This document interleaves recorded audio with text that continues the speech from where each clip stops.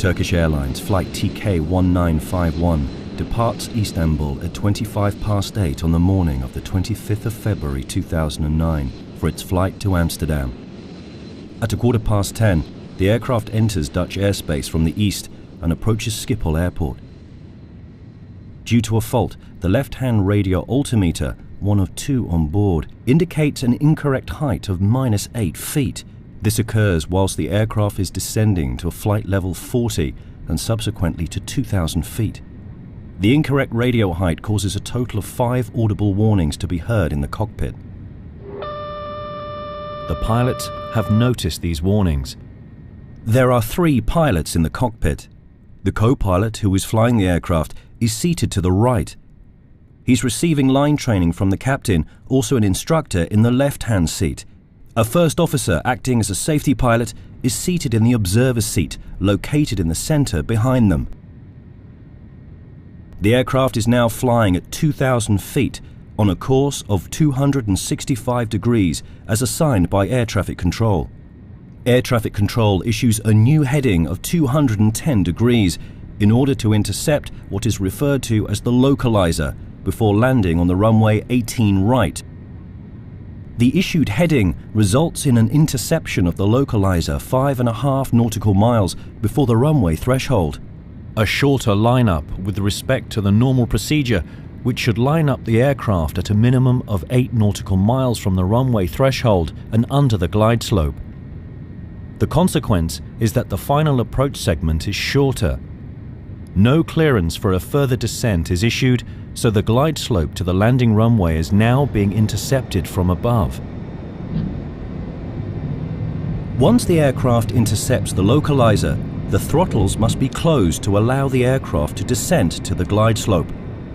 Due to the incorrect height measurement by the left radio altimeter, the auto throttle prematurely switches to the retard flare mode.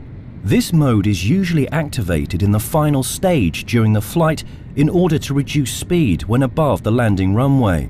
The immediate effect is, however, the same as if the system had functioned correctly. The throttles close. Interception of the glide slope from above masks the faulty operation of the auto throttle. At an altitude of 1,300 feet, the glide slope is intercepted. At this point, the speed of the aircraft is still above the landing speed of 144 knots. Once an altitude of 1,000 feet has been passed, the aircraft and crew must be fully prepared for landing, according to Turkish Airlines company procedures. This, however, is not the case. The speed remains too high and the engine power too low, and the final position of the flaps remains to be selected. Furthermore, the crew are still engaged with the landing checklist. This may cause the speed to decrease unnoticed. The autopilot maintains the aircraft on the glide slope. In order to generate sufficient lift, the nose rises to well above the normal level. The pilots are unaware of this.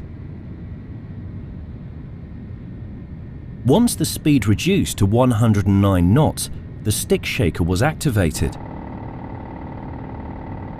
A warning that the aircraft is traveling too slowly and is at risk of losing all lift very quickly.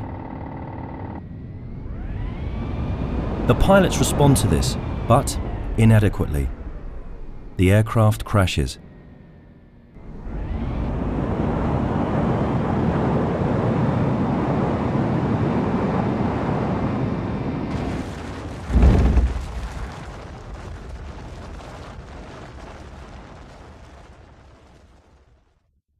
In the final seconds of the flight data recorder, it can be seen that once the stick shaker is activated, the co-pilot slides the throttles forwards and pushes the control column to lower the nose of the aircraft.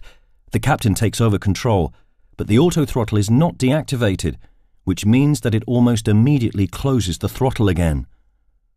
The auto throttle and automatic pilot are then deactivated. 7 seconds later, full thrust is applied.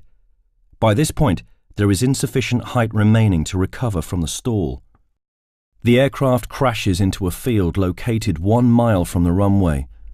Due to the high nose position, the tail strikes the ground first, and the aircraft breaks into 3 pieces.